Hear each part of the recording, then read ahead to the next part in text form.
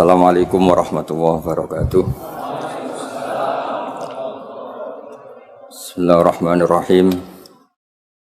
Tabarakalladzi nazzala al-furqana ala 'abdihi liyakuna lil 'alamin nadhira. Allahumma shalli wa sallim wa barik ala sayyidina wa maulana Muhammadin wa ala alihi wa sahbihi asma'in, amma ba'du. Semua pengurus takmir, semua tamu, semua yang hadir yang saya hormati. Wabil khusus di sini ada Tengku Habibi, ada Abi Ishaq, Tengku Abi Ishaq, ada Tengku Abun Tholib, semuanya kepala PLH, Bapak Bu Iskandar, Abi Iskandar yang saya hormati. Saya sebetulnya datang itu bukan untuk ngaji, untuk ngakui bahwa semua versi sejarah itu menulis Islam pertama itu ada di Aceh. Enggak ada versi lain. Tapi apakah itu orang Aceh? Lah itu mungkin versinya yang berbeda. Apa pendatang, apa.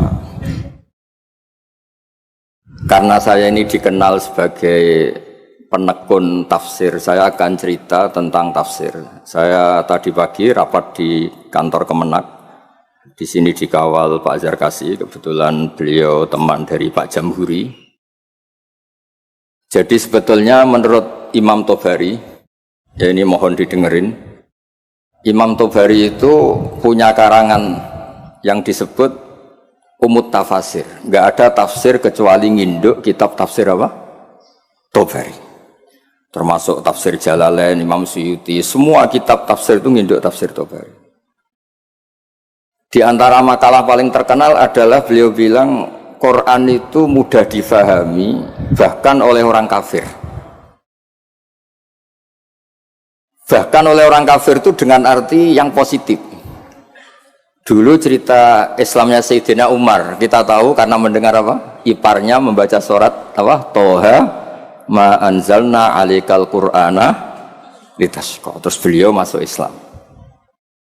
Tapi yang ingin saya ceritakan di sini adalah riwayat Imam Bukhari dalam kitab Shahihul Bukhari.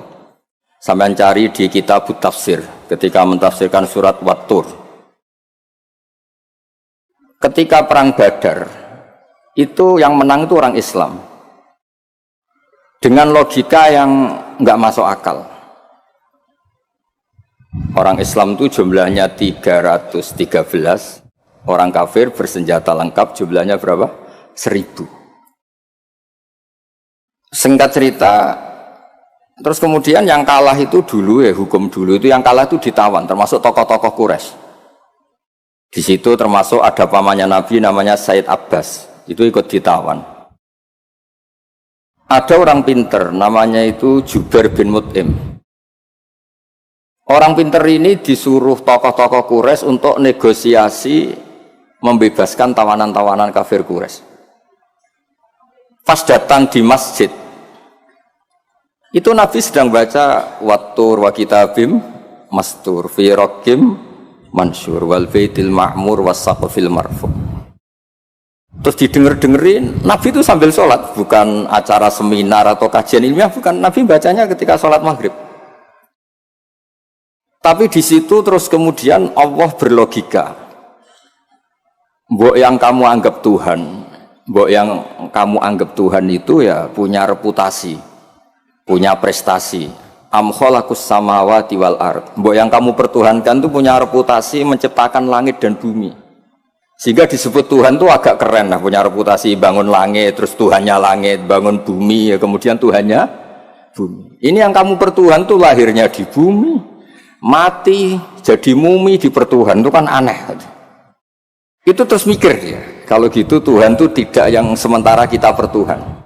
Tuhan adalah yang menciptakan langit, bumi. Sebab itu imam di sini termasuk Pak Jamhuri menekuni di ilmu tafsir, ilmu Quran TPG di LP3 Jakarta. Ketika Allah menamakan dirinya Tuhan dan memang Tuhan, itu Allah ngendikan hadza khalqullah fa'aruni madza khalaqal ladzina min duni. Ini saya Tuhan menciptakan langit bumi. Mbok yo kalau kamu ngaku Tuhan ya menciptakan langit bumi, jangan ngaku Tuhan tanpa prestasi. Ada lagi ayat di awal Ahqaf. Qul ara'aytum ma tad'una min dunillah aruni madza khalaqu minal ardi am lahum syirkun fis samawati. Mbok yang kamu pertuhan selain Allah itu tunjukkan ke saya. Aruni itu tunjukkan ke saya. Apa sih prestasi mereka? Apa ikut terlibat pembuatan langit? Syirkun itu ikut terlibat. Sehingga tidak ada jawaban lagi kecuali Tuhan itu adalah Allah yang qadim. Allah sing wajibil wujud. Terus Jubair bin Mut'im kemudian masuk Islam. Berarti sudah ada dua tokoh terkenal yang memahami Quran sebelum masuk Islam. Tentu ini memahami yang benar. Sebab itu sabda Rasulullah SAW, saya ini bangga punya mukjizat yang tidak musiman, kata Nabi, yaitu Quran. Kata beliau yang dikutip di Sahih Bukhari di awal mukjizatul Quran, kata Rasulullah, sabda Rasulullah, ma minal anbiya'i nabiyyun illa qad utiya minal ayat ma mithluhu amana alaihil bashar wa inna ma kana alladhi utituhu wahyan auhahu wa ilayya fa arju an akuna aktsarahum tabi'an yaumal qiyamah. Semua nabi itu punya mukjizat tapi bentuknya fisik. Karena bentuknya fisik, maka ketika mukjizat itu sudah lewat, nggak ada saksi lagi. Misalnya tongkat Nabi Musa bisa membelah laut, bisa jadi ular besar. Kita sekarang kan nggak bisa membuktikan itu. Kalaupun itu nyata di masa lalu, saksinya sudah meninggal. Tapi mukjizatnya Quran ila yaumil qiyamah. Nah, ketika ini semua ulama, terutama mukjizat rasionalitas berpikir. Saya cerita sedikit, saya biasa bahasa Jawa, tapi ini harus bahasa Indonesia karena kayak di luar negeri. Saya tadi kan rapat di Jakarta, kayak masih di Indonesia. Setelah di pesawat semuanya orang Aceh, ngomong itu kayak orang Thailand. Ini saya di luar negeri apa masih di Indonesia itu. Saya tidak tahu imam masjid tadi ngerasani apa. Tahu-tahu saya disuruh ngaji, tapi nggak ngerti satu bahasa apa. Kayak mantra. Jadi ini saya kayak di luar negeri. Jadi saya di luar negeri 2 kali, 1 ke Madura, 2 ke Aceh. Sama-sama nggak paham. Mukjizat tertinggi adalah dalalatun akliyah atau hujjatun akliyah. Sebab itu agama ini Allah memaklumatkan liqaumi yaqilun liqaumi yatafakkarun. Fir'aun itu jumawa, zalim, ngawur, wah, semua kesalahan ada di Fir'aun. Memaklumatkan diri sebagai Tuhan. Saking yakinnya dia Tuhan, itu ketika Musa, Fir'aun, kamu tuh harus nyembah Tuhan. Nah, Tuhan kamu siapa Musa? Rabbus samawati wal ard, yang menuhani langit dan bumi. Kata Fir'aun, soal menuhani bumi, saya jalan kemana-mana gak ada Tuhan selain saya. Soal kemungkinan Tuhan Anda di langit, saya mau bikin piramida yang tinggi, nanti saya akan melihat Tuhan kamu ada apa enggak. Dia bilang ke arsitekturnya, ya Haman ibnili sorhal la ali abluhul asbab as-samawati fa'attali'a ila ilahi Musa. Saya akan bangun piramida yang tinggi, nanti saya intip Tuhannya Musa itu ada apa enggak. Musa pusing kan, karena beliau sebagai Tuhan pun nggak pernah lihat Allah, apalagi ini apa Fir'aun itu. Kalau piramida jadi, Fir'aun naik, nggak melihat Allah, terus disimpulkan nggak ada, repot. Ternyata kalahnya Fir'aun dan yang menjadikan orang sekeliling Fir'aun itu iman, itu dengan logika sederhana. Ya sudah, kalau Rabbus samawati wal ardi kamu nggak percaya, Nabi Musa ganti jurus. Kalau orang bilang ganti logika, Rabbukum wa Rabbu abaikumul awwalin, yang menuhani nenek moyang kamu. Itu orang sekeliling Fir'aun terus tahu kalau Fir'aun itu gak Tuhan. Ini kalau dia Tuhan, terus bapaknya Tuhannya siapa, mbahnya siapa, kakeknya siapa. Karena Tuhannya itu punya tanggal lahir. Masa Tuhan lahirnya dulu bapaknya, dulu mbahnya, lalu babanya itu yang menuhani siapa. Jadi disebut Tuhan itu siapa? Yang menuhani nenek moyangmu. Berarti apa? Fir'aun itu wujidah ba'da alam yakun, dia ada dimulai dari ketidak ada. Berarti zaman dunia nggak ada Fir'aun ya tetap baik-baik saja. Matahari ya tetap tugas, rembulan ya tetap tugas. Yang orang miskin yang teruskan miskinnya, yang orang kaya yang teruskan kayanya, normal semua. Yang orang hitam yang teruskan hitamnya, yang ganteng yang teruskan apa? Ganteng. Normal semua. Tanpa ada Tuhan, yaitu logika itu membentuk orang-orang sekeliling Fir'aun itu terus menjadi iman. Makanya disebut waqala rajulun mu'minun min ali fir'aun yaktumu imanah. Ada banyak orang yang iman tapi menyembunyikan imannya. Karena nggak bisa bendung logika yang dibawa oleh Al-Quran. Makanya disebut qul falillahil hujjatul balighah. Quran Allah yang dilewatkan Rasulullah itu punya logika yang tidak terbantahkan. Disebut al-hujjatul balighah. Sebab itu penting membawa ulang Quran dengan logika-logika yang ilmiah. Saya kenapa matur begini? Saya ulang lagi, saya sebenarnya nggak niat ngaji, tapi ini diminta dan bentuk penghormatan saya karena hampir semua penulis itu yakin Islam pertama di Aceh. Tapi ya tidak usah jumawa karena yang bawa ada orang Aceh. Jadi ya tapi ya harus bangga lah bagaimanapun itu di bumi Aceh. Tapi jangan ditulis sejarah dan oleh orang Aceh, ya tidak usah, biasa aja. Kayak Islam besar itu di Medina, tapi yang besarkan orang apa? Mekah. Orang Mekah ya tidak usah jumawa. Nabi Muhammad SAW itu tidak Mekah asli. Beliau itu Aryaniul asli karena punya darah Khalilur Rahman Ibrahim. Orang Ibrahim itu orang Musol, marganya Arya. Makanya banyak orang-orang soleh disebut Arya. Arya itu marganya Nabi siapa? Ibrahim. Sehingga orang Mekah bangga Nabi itu Arab-Arab, Nabi Muhammad ya nggak suka. Saya ini turunan Ibrahim. Ibrahim itu orang Aryani, orang Irak. Nah, orang Mesir juga seneng karena Siti Hajar itu orang apa? Mesir. Nabi Ibrahim nikah sama Siti Hajar, punya putra Ismail, kemudian melahirkan bangsa apa? Arab. Dan bentuk penghormatan Allah pada orang-orang kampung, orang-orang pedesaan, yang menjadi dagingnya Nabi itu apa? Susunya, air susunya al-Halimatus Sa'diyah. Jadi Nabi itu disusui oleh Imro'atun Badawiyah, perempuan desa, yaitu Halimatus. Maka pada diri Nabi itu ada Mekahnya, ada Mesirnya, ada Aryaninya, ada daging yang tumbuh dari Labanul Murdiah, yaitu Halimatus Sa'diyah. Maka ngendikane guru saya Kiai Memun, juga ngendikane Bapak, memang Nabi itu didesain supaya semua orang itu bangga.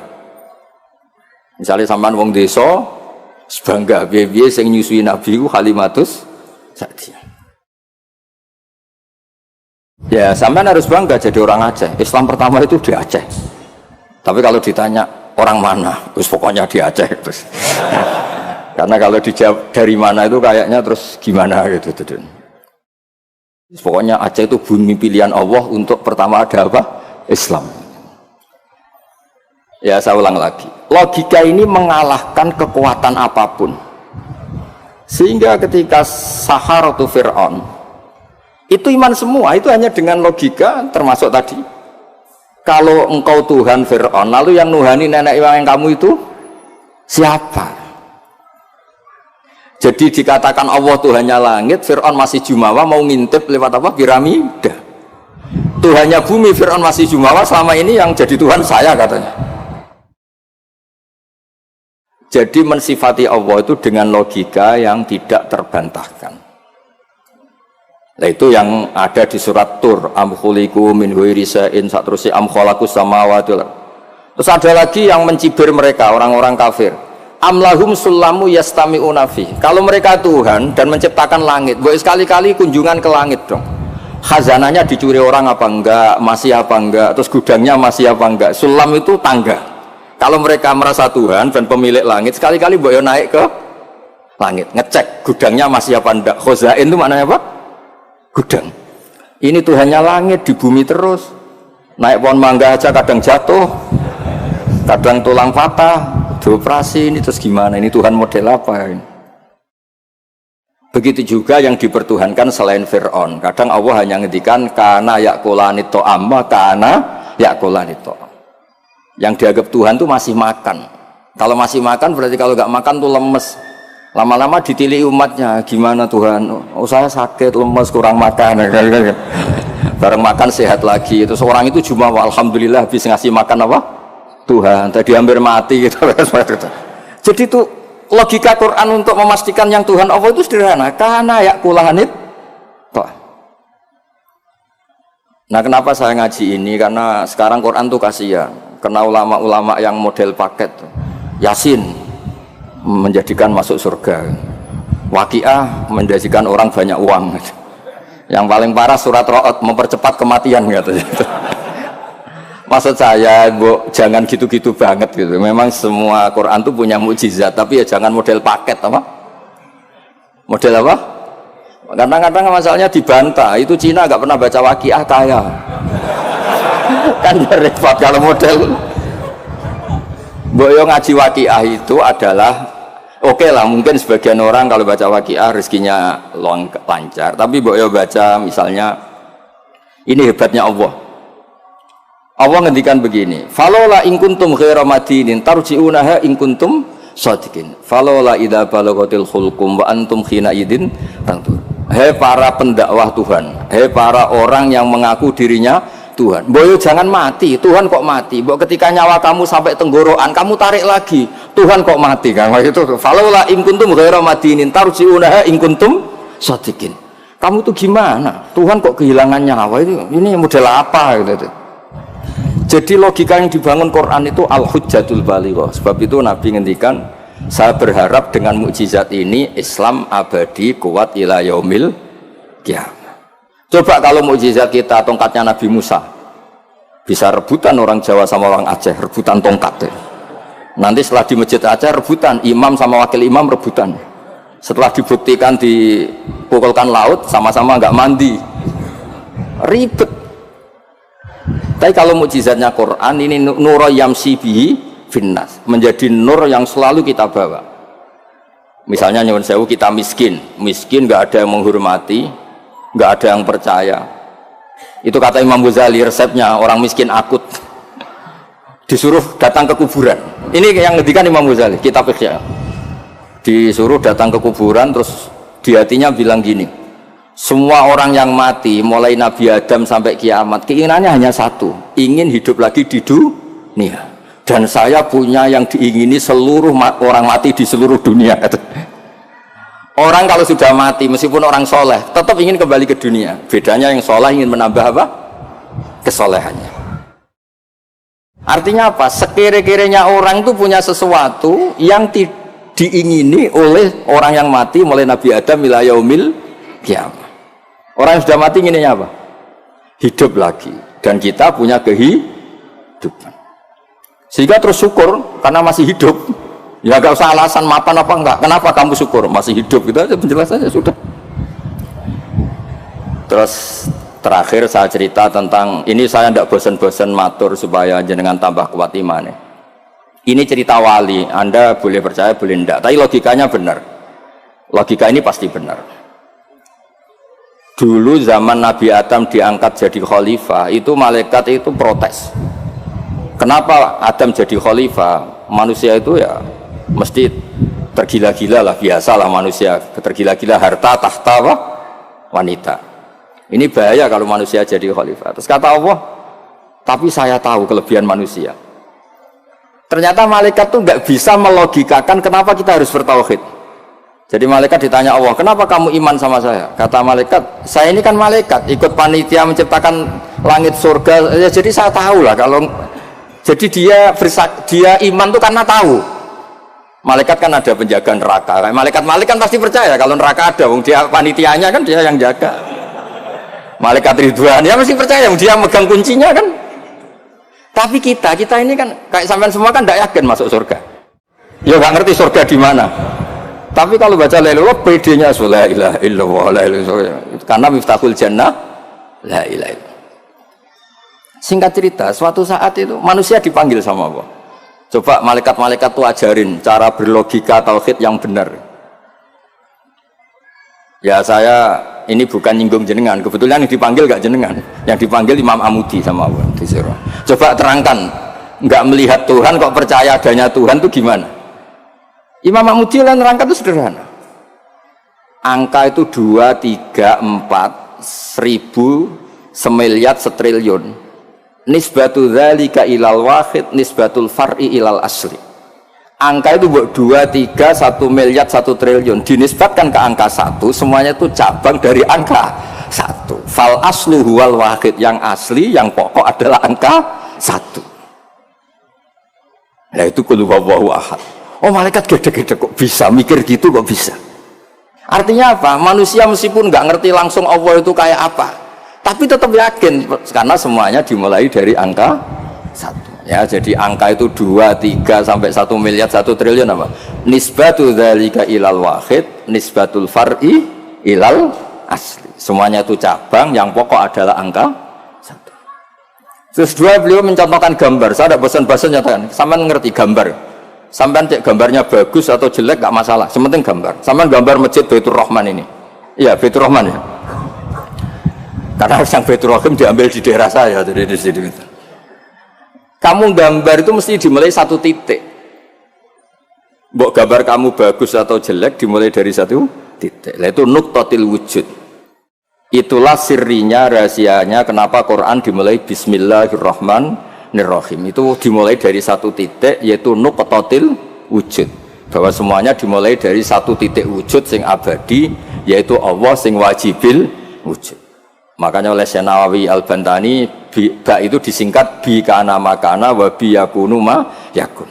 Itu di semua ulama, di I'anatul Talibin, di bi karena saya semuanya menjadi ada, dan karena saya pula kata Allah yang akan ada menjadi ada. Logika seperti itu kita tidak perlu lihat surga neraka, sampai nggak perlu lihat bidadari dulu untuk percaya adanya apa? Surga. Makanya ini penting. Agama ini disebut qul falillahil hujjatul baligh. Hujjah itu argumentasi. Jadi saya mohon semohon-mohonnya, ini tadi saya bawa mushaf sebagai hadiah untuk masjid. Saya mohon Quran itu dikembalikan rohnya. Dulu begitu bangga Nabi dengan Quran itu karena logikanya jelas. Itu tadi yang tauhidnya. Ini ada waktu mungkin 5 menit saya nyontohkan logika sosial, peradaban sosial. Kenangannya orang Madinah, kata orang Madinah, kunna abkhosan nasi kailan. Dulu kita ini orang yang sangat buruk dalam transaksi. Yaitu kalau kulak, kalau orang Aceh bilang apa? Tengkulak itu. Kalau kita beli, ingin 1 kilo ya dapat apa? 1 kilo. Kalau 1 pintal ya dapat apa? 1 pintal. Tapi kalau kita jual, orang beli, misalnya beli 1 kilo, kita kurangi nggak sampai 1 kilo, atau dari kualitas A menjadi B. Itu Allah cara ngedikan tuh bagus. Wailul lil mutaffifin alladzina idza talu 'alan nasi yastawfun wa idza kaluhum aw wazanuhum yukhsirun. Itu orang nggak benar, itu nggak fair. Ketika tengkulak dia ingin timbangannya 1 kuintal mendapat 1 kuintal. Ketika ada orang beli 1 kuintal, yukhsirun. Intinya itu nggak fair. Cara Jawa itu dipek menangi dewi. Itu nggak benar, peradaban seperti itu tuh nggak benar. Jika terus orang Madinah itu menjadi ahsanan nasi kailan, orang yang sangat baik dalam berperadaban. Kalau ingin dihormati orang ya harus hormat. Kalau nggak ingin disakiti orang, yang jangan menyakiti orang, sehingga kita tidak melakukan tatfif. Tatfif itu curang, nggak fair. Ya, itu disebut apa? Wailul lil mutaffifin alladzina idza talu 'alan nasi yastawfun. Kalau posisi tengkulak ingin 1 kuintal dapat apa? 1 kuintal. Wa idza kaluhum aw wazanuhum, kalau ada orang beli 1 kuintal mendapatkannya yukhsirun. Orang itu tidak sampai dapat apa? Itu kan mirip kita sebagai tokoh atau kiai. Kita tidak hormati umat kita, tapi kalau umat kita tidak hormati kita, kita marah. Itu tidak fair. Kalau ingin dihormati orang, ya harus menghormati orang lain. Saya beri 1 contoh betapa hebatnya Rasulullah SAW. Orang itu kan iman sama Nabi. Yang iman ya macam-macam. Ada yang soleh, ada yang setengah soleh, ada yang soleh banget, ada yang dolim banget. Tapi kata Nabi, semua yang iman saya tetap semuanya masuk surga.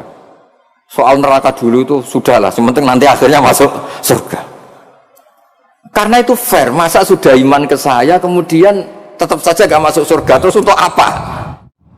Sebab itu Nabi ngintikan syafaati li ahlil kabair min ummati, meskipun salah kalau itu umatku bersyahadat tetap tak kasih apa? Syafaat. Dan Quran sendiri memaklumatkan summa aurasnal kitab alladzina astafaina min ibadina. Quran ini bisa berguna untuk siapapun. Faminhum dzalimul linafsi. Yang orang yang zalim pun itu dapat syafaatnya apa? Quran. Wa minhum muqtasid. Itu fair. Artinya fair itu Nabi diimani oleh sekian orang, kemudian tiap malam bertahajud. Hanya apa? Mohon supaya dikasih hak apa? Syafaat. Karena beliau tahu, setahu-tahunya kalau umatnya banyak yang salah itu setahu-tahunya. Wong ada orang suka ke masjid itu karena WC-nya di rumah jelek, enak WC masjid. Ada orang kalau di masjid betah, dikira itu ahli itikaf, ternyata AC-nya enak AC masjid. Sudah lebih dingin nggak bayar. Jadi masjid saja jadi sarana, ya begitu itu. Itu kalau nggak disyafaati Nabi tidak bisa. Orang senang Mekah itu kan bagus. Tapi sekarang senang Mekah itu ya travel-travel yang bisnis itu. Itu promosinya itu Masya Allah. Saya itu agak dibenci sama tokoh-tokoh travel, tapi ya nggak berani lah. Kualat kalau benci teman-teman. Ceritanya itu ada orang haji. Biasanya kalau orang haji itu kan kiainya muji-muji apa? Haji. Soalnya orang haji itu gini-gini surga. Al-Hajjul Mabrur Raisalahu Jazaun ilal apa? Jannah. Biasanya di BRI, di BNI kan ada hadis-hadis itu. Ada orang haji kan dilepas sama kiainya. Kebetulan kiainya saya ngelepas ya haji mabrur itu masuk surga. Yang sabar dengan kemiskinannya ya masuk surga. Sering dimarahin istri sabar ya masuk surga. Ana wa kafirul yatim kahata ini fil jannah. Yang ramah anak yatim ya masuk surga. Terus kata Nabi orang yang menjaga dua yang lubang, al-ajwafan dua yang lubang, yaitu jaga lesannya dan farjinya juga masuk surga. Itu yang hadirin senang semua karena mereka yakin nggak akan haji. Katanya nggak ada kiai bagus Pak. Karena yang nggak bakat-bakat haji, yang miskin permanen atau apa, senang semua. Itu yang punya rumah itu kayaknya mangkel tapi ya dia gitu. Terus saya bilang, kalau kamu mangkel sama pidato saya karena yang tak promosikan masuk surga ada kamu tok, saya akan berdoa kamu masuk neraka kata saya. Wah jangan Gus, nggak apa-apa. Maksud saya, Mbok Yo Kiai itu niru saya gitu. Supaya konstitusi Islam itu utuh. Sehingga semua orang tuh nikmati sarana yang dikasihkan Rasulullah SAW. Sukses ninggal zina ya janjinya surga, ngerawat anak yatim ya surga, peduli sosial ya surga, la doror wala diror, tidak merugikan orang lain ya surga. Sehingga varian Islam itu banyak. Orang-orang yang punya biro haji itu seakan-akan surga itu haji. Makanya saya ini agak diuji sama Allah. Sering ditawarin haji gratis supaya mencabut fatwa itu kayaknya itu.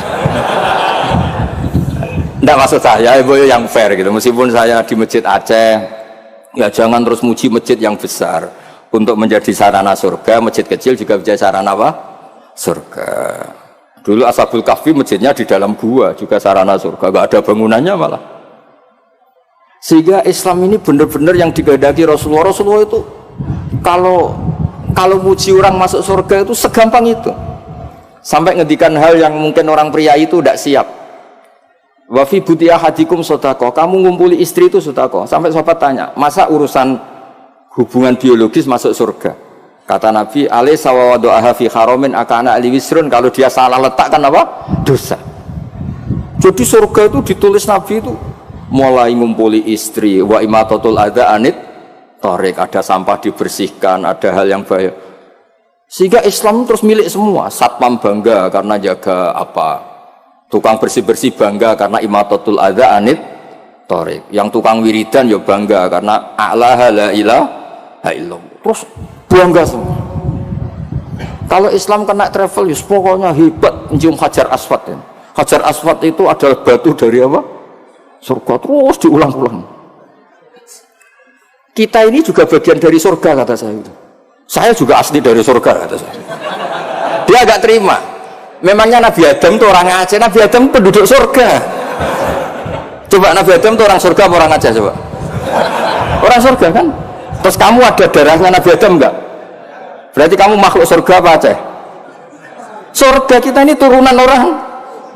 Makanya masuk surga logikanya itu gampang, itu kan rumah kita. Mbah-mbah kita itu lahir di mana? Surga, yaitu Nabi Adam. Ini saya tidak guyon, ini ilmiah ya. Jadi tidak hanya Hajar Aswad. Kecuali yang ngendikan Ki Ikhlas ini enggak, ngendikannya itu promosi. Terus tak tanya, terus kalau nyium berapa? 1,5 juta Gus. 1,5 juta. Nggih ngoten niki kula pancen mboten niat ngaji tapi nggih kula menghormati penduduk Aceh, guys. Tapi ya jangan jumawa, ya pokoknya seneng ini bumi yang dipakai sujud, dipakai Nasrul Islam. Saya memang ingin ke Aceh hanya ingin hormat, pernah sholat di masjid sini. Terus tadi diminta sama teman-teman ngaji ya. Pokoknya saya pesen baca terus ya kul falillahil hujjatul balighah. Quran itu liqaumi yaqilun, liqaumi yatafakkar. Sehingga Quran ini akan abadi ila yaumil kiamah. Kayak tadi, 1 itu pokok, 2, 3 sampai 1 miliar apa? Nisbatu dzalika ilal wahid, nisbatul far'i ilal asli. Angka sebanyak apapun kalau dibanding 1 apa? Semuanya itu cabang, yang pokok itu 1. Makanya qul huwallahu ahad.